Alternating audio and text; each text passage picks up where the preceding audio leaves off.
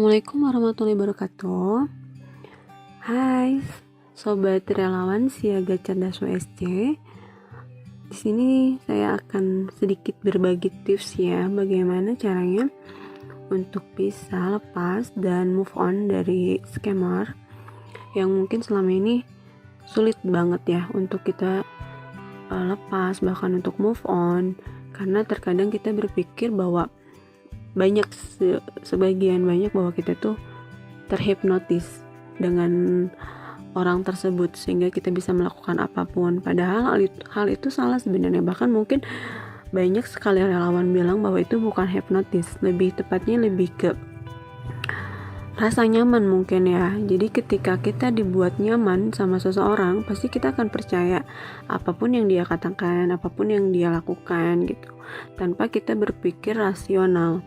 Bahkan mungkin dengan waktu yang singkat ya, bahkan cuma 1 minggu atau 2 minggu perkenalan, kita bahkan bisa sampai mengeluarkan banyak uang, ataupun mungkin hal-hal yang tidak diinginkan gitu ya, seperti video-video yang tidak pantas, yang tidak seharusnya diberikan gitu.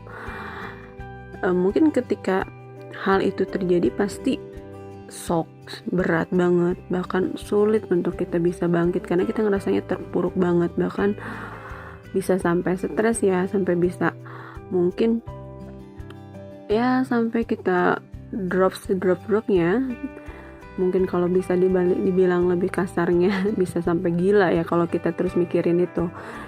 Tapi stop, jangan sampai hal itu malah merusak diri kita. Kita bisa bangkit lagi, kita bisa berkarya lagi, bisa beraktivitas lagi, karena segala sesuatu itu pasti banyak hikmahnya, karena Allah tuh nggak mungkin nguji kita kalau kita nggak mampu. Balik lagi ke tipsnya ya. Tips pertama yang mungkin yang saya rasakan, karena saya pernah di sini tertipu, tapi dalam arti bukan tertipu yang seperti apa ya, mungkin sharing sedikit, yaitu ketika saya dikenalkan sama kakak kelas saya dengan seorang pria, dan ternyata pria itu adalah scammer, tanpa kakak kelas saya pun tahu kalau itu adalah dia scammer ya. Di singkat cerita diperkenalkan, sehingga 1-2 minggu saya tahu kalau dia tuh scammer, karena dia sendiri yang bilang bahwa dia tuh scammer dengan ngambil foto Hairul Amri ya, yang orang Malaysia itu. Ya alhamdulillah sih itu berkat Allah juga ya, karena dia sendiri yang jujur bahwa dia itu bukan orang ini gitu, dia itu adalah orang Malaysia dan Hairul Amri gitu. Sampai saya tuh kenapa kok bisa ya dia seperti itu, maksudnya tuh kok bisa dia nipu gitu. Awalnya sampai saya kaget, kok bisa sih kamu pakai maksudnya wajah orang sehingga nipu kalau misalkan untuk kenal sama cewek, padahal kamu jadi diri kamu sendiri aja gitu, apa salahnya gitu. Dan ya singkat cerita saya cari tahu lah, ternyata ketemulah WSC, dan alhamdulillah saya bisa berkomunikasi sama Bunda, sama Mbak Dia, sama Mbak Indri. Terima kasih buat relawan-relawan yang selama ini mungkin mendukung dan mensupport untuk bisa bangkit lagi. Orang-orang yang terpuruk, yang mungkin selama ini ngerasa ya Allah gini banget sih gitu nasib saya gitu kan ya, udah ketipu. Mungkin banyak teman-teman juga yang sampai beban mental karena video-video yang tidak pantas yang banyak disebar. Tapi yakin deh bahwa kita tuh bisa bangkit. Jangan malu, jangan ngerasa bahwa kita tuh rendah. Seharusnya kita tuh bangkit, bahwa berpikir bahwa yang harus malu itu mereka yang menipu kita, mereka yang maksudnya melakukan hal yang tidak baik sama kita. Justru kita korban di sini, korban penipuan dari mereka. Jangan pernah malu untuk berbicara, jangan pernah malu untuk bisa memulai hidup baru lagi. Bahkan emang sih mungkin tidak mudah ya untuk kita untuk bisa bangkit, untuk bisa dalam artian melupakan semua itu. Saya pun walaupun cuman ketipu seperti itu ya, tidak tertipu hal apapun, dalam artian tidak ada yang dirugikan dalam diri saya, tapi ada ketakutan ketika kenal sama cowok. Bahkan saya sampai berdiskusi sama Mbak Dia, sama Mbak Indri, saya tuh takut loh kalau kenal sama cowok di media sosial gitu, takutnya gimana yang kepikiran gitu untuk hal yang tidak baik lah ya, dalam artian takutnya penipu. Padahal kan sampai Mbak Dia menjelaskan intinya nggak semua pria seperti itu. Yang penting kita tahu ilmunya, maksud dalam artian tahu bahwa membedakan antara scammer sama yang tidak. Nah, mungkin yang saya alamin tipsnya balik lagi ya, maaf panjang. Yang pertama yaitu kita menyadari bahwa yang kita lakukan itu salah. Jadi sadar diri, yang pertama poinnya, bahwa apa yang kita lakukan itu salah. Yang kedua, kita pasrah. Ketika pasrah sama Allah, ya Allah, Engkau yang maha membolak-balikan semuanya keadaan ini. Ketika Engkau berikan ujian ini, ya tolong bangkitkan kembali gitu. Maksudnya dalam artian keadaan yang mungkin kita terpuruk, Allah bangkitkan bahwa supaya kita bisa lebih baik lagi dan lebih dekat lagi sama Allah intinya. Terus yang ketiga,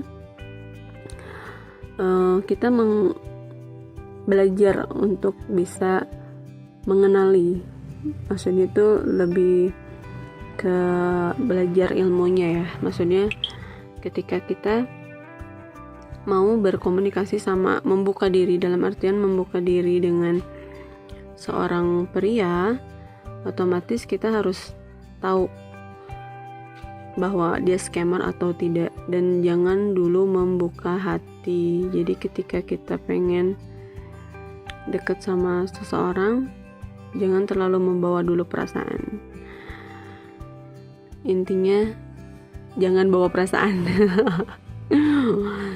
Terus yang keempat itu mulai berdamai dengan diri kita sendiri gitu. Jadi kita berdamai dengan diri kita sendiri bahwa ya yang sudah ya sudah berlalu gitu.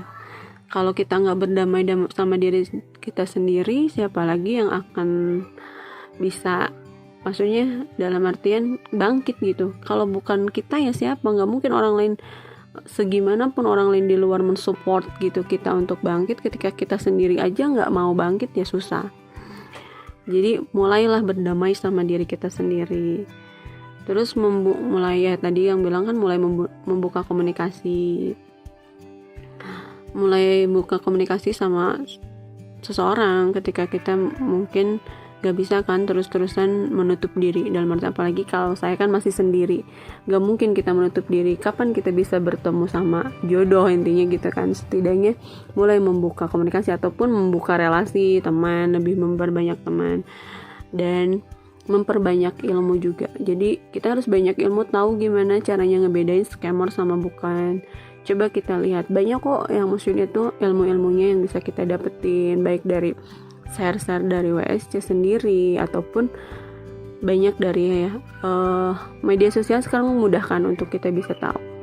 Bahkan ambil gitu pelajarannya, hikmah-hikmahnya, bahwa apa yang udah kita lakuin jangan sampai kita lakuin lagi gitu. Apalagi kebodohan yang sama gitu intinya.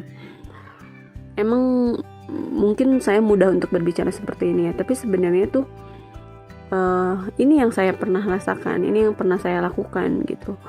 Karena kalau kita nggak sadar apa yang kita lakukan ini adalah salah, terus kita terus melakukan hal yang salah, ya kan, ya nggak mungkin lah kita bisa bangkit. Jadi apapun itu mulai dari diri kita sendiri gitu. Jangan pernah takut bahwa kita ngerasa bahwa kita tuh hina ataupun ngerasa kita tuh rendah gitu. Enggak gitu, maksudnya tuh yang harusnya ngerasain itu adalah mereka yang udah nipu kita gitu. Maksudnya yang mereka yang harusnya ngerasain keterpurukan, dalam artian tuh ya mereka udah nipu kita dengan habis-habisan, terus udah nyiksa batin dan pikiran kita gitu. Kalau kita justru malah jadinya down, bahkan ibaratnya menutup diri, gak mau speak up, gak mau berbicara, terus bagaimana dengan nasib-nasib yang lain gitu kan. Mungkin banyak wanita-wanita yang lain di sana yang banyak yang ketipu ataupun apa. Nah kita mulai bangkit deh, kita mulai cari untuk bisa stop, cukup di kita aja, jangan sampai orang lain kena imbasnya, jangan sampai orang lain mengalami hal yang sama. Kita berpikirnya realistis gitu, mulai dari diri kita sendiri dulu untuk bisa berubah. ketika kita udah mulai bisa berubah, bisa bangkit, bisa mulai move on, bisa melakukan aktivitas dengan nyaman, kita bisa berdamai dengan diri kita sendiri.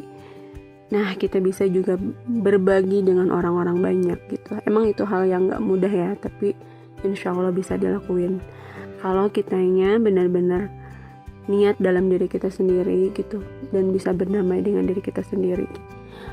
Gak mudah untuk, emang saya gak bisa gimana ya, maksudnya tuh gak bisa ngebayangin gitu, maksudnya tuh perasaan yang emang udah ngalamin hal-hal yang tidak baik itu emang gak mudah untuk bisa kembali lagi bangkit, bahkan bisa move on lah maksudnya. Tapi apa kita harus terus seperti itu ya? Maksudnya tuh kita udah terpuruk nih gitu, masa kita harus terpuruk dan jatuh juga gitu? Dalam artian kita tuh masih bisa, Allah masih kasih kesempatan kita untuk hidup, kita masih bisa untuk bisa memperbaiki segalanya, semuanya gitu.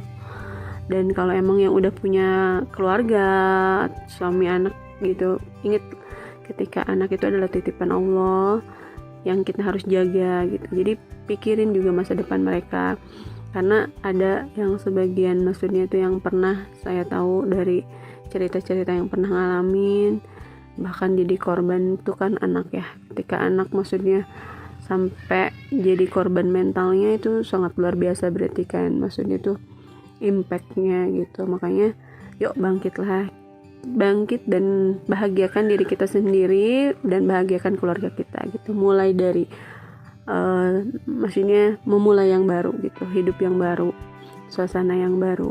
Lupakanlah masa lalu itu yang sudah terjadi gitu. Dan intinya yang pasti kita bertaubat ya sama Allah dan berjanji gak akan mengulanginya lagi gitu. Mungkin ini bisa sedikit membantu ataupun bisa sedikit bertukar pikiran ya, dalam artian untuk kita bisa berdiri lagi